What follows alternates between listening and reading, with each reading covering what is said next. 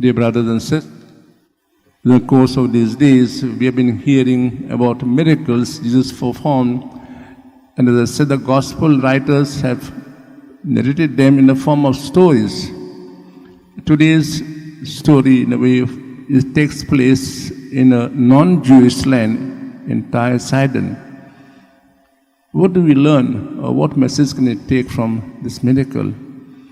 I think two things. One is not to be discouraged. In life, the situations we may get rebuked, insulted, or people not care for us or neglect us, or when we go for elders for help, we are just shunted down. Should we be discouraged, or should we say, no, I know what I want, I'll get? Or we come to the Lord, or we come here praying for our intentions, and we seem the Lord is not listening to us. Is that true? Should we then give up? Should we then give up? The second thing we need to learn is to persevere.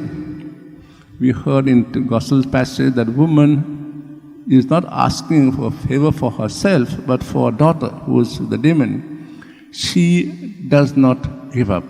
She's after Jesus, after disciples, and goes on in a way nagging till she gets what he wants.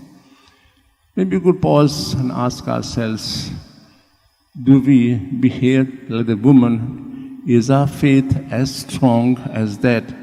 Jesus told her, great is our faith, may what you ask be done. And so the Lord may also speak about us, saying, great is our faith.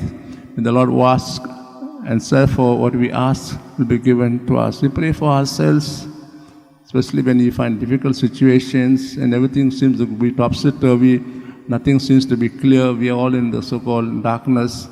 At this time, may the Lord enlighten us, especially when you find the children who are growing. They seem to be in a different world, and we want to guide them, protect them. Let's pray for them, that they may see the light and walk in that light.